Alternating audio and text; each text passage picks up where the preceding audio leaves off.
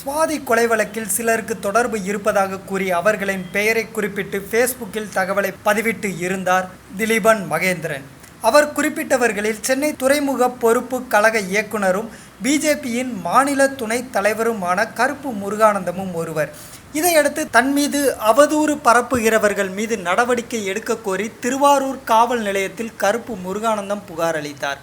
இந்த புகாரின் பேரில் கடந்த 25ஆம் தேதி கைது செய்யப்பட்டு திருச்சி சிறையில் அடைக்கப்பட்டார் திலீபன் மகேந்திரன். வழக்கில் ஜாமீன் பெற்றுள்ள திலீபன் சட்ட நடைமுறைகள் காரணமாக இன்னும் சிறையில் இருந்து விடுவிக்கப்படவில்லை. இந்த நிலையில் திருச்சி மத்திய சிறையில் திலீபன் மகேந்திரன் கொடுமைப்படுத்தப்படுவதாக பரபரப்பு புகாரினை தெரிவித்துள்ளார் குடிமக்கள் உரிமைகள் பொதுமன்றத்தின் ஒருங்கிணைப்பாளரும் வழக்கறிஞருமான காம்ருதீன். இது குறித்து தமிழக முதலமைச்சர் திருச்சி மாநகர காவல் ஆணையர் தமிழக முதல்வர் திருச்சி மாநகர காவல் ஆணையர் சிறைத்துறை கூடுதல் இயக்குனர் உள்ளிட்டோருக்கு புகார் மனுவையும் அவர் அனுப்பியுள்ளார். குற்றச்சாட்டு தொடர்பாக அவரிடம் பேசினோம். கைது செய்யப்பட்டு திருச்சி சிறையில் அடைக்கப்பட்டுள்ள திலீபன் மகேந்திரன் சுவாதி கொலை செய்யப்பட்ட முதல் நாளே தனது ஃபேஸ்புக் பக்கத்தில் பல தகவல்களை பகிர்ந்துள்ளார். இது சுவாதி கொலைக்கும் பலரது பெயரையும் குறிப்பிட்டு இவர்கள் சுவாதி கொலைக்கு காரணம் என குறிப்பிட்டுள்ளார். இந்த நிலையில்தான் திலீபன் ஆகஸ்ட் 25ஆம் தேதி கைது செய்யப்பட்டார். சென்னை அம்பத்தூர் பகுதியில் கைது செய்யப்பட்ட இவர் வேளாங்கண்ணியில் கைது செய்ததாக குறிப்பிட்டு போலீசார் வழக்கு போட்டுள்ளனர். திலீபன் மகேந்திரனை கடந்த சனிக்கிழமை சிறையில் சந்தித்து வந்தேன். அடுத்து நேற்று மாலை எனது கட்சிக்காரர்களை பார்க்க போனபோது திலீபனை சந்தித்தேன்.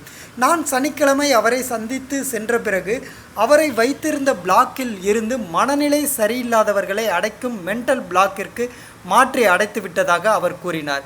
மேலும் தன்னுடைய ஆடைகளை கலற்றி கொடுக்க சொல்லி தண்டனை சிறைவாசிகள் அணிந்திருக்கும் டவுசரை மட்டும் அணிய கட்டாயப்படுத்தி சாப்பிடும் நேரம் தவிர மற்ற நேரங்கள் முழுக்க ராத்திரி பகலாக தனிமை சிறையில் அடைத்து வைத்திருப்பதாக அவர் குற்றம் சாட்டினார்.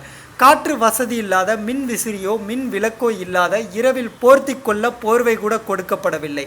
இதனால் கடுமையான மன உளைச்சலுக்கு ஆளாகி உள்ளேன்.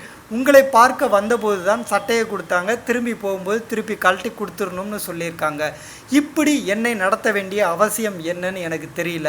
இந்த நடவடிக்கைகள் எல்லாம் அச்சத்தையும் சந்தேகத்தையும் ஏற்படுத்துதுன்னு சொன்னார். இது சம்பந்தமாக திருச்சி சிறையில் பணியில் இருந்த சிறை அலுவலர்களிடம் பேசினேன்.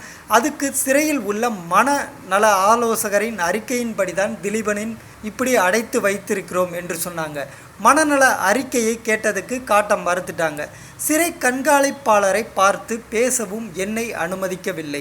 திலீபனுக்கு ஏற்கனவே பல அச்சுறுத்தல்கள் இருக்கு.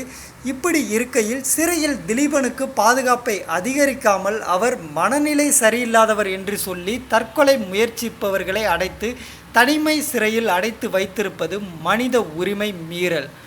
முகநூல் உள்ளிட்ட சமூக வலைதளங்களில் போடப்படும் அவதூறு வழக்குகள் சிறை தண்டனையில் இருந்து விலக்கு அளிக்கப்பட்டுள்ள நிலையில் ஆனால் திலீபனை கைது செய்து சிறையில் அடைத்து சித்திரவதை செய்கிறார்கள். ராம்குமார் கைது சம்பவம் நடந்த பிறகு ராம்குமாரின் ஊரான மீனாட்சிபுரத்துக்கு சென்று அவரது பெற்றோரை திலீபன் சந்தித்துள்ளார்.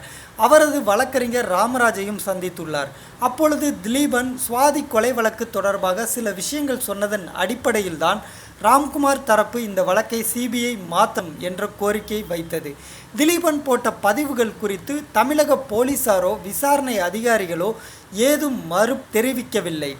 இந்த நிலையில் குற்றச்சாட்டு எழுப்பிய ஒருவரை கைது செய்து சிறையில் அடைப்பதை பார்த்தால் போலீசார் எதையோ மறைக்க பார்க்கிறார்கள்.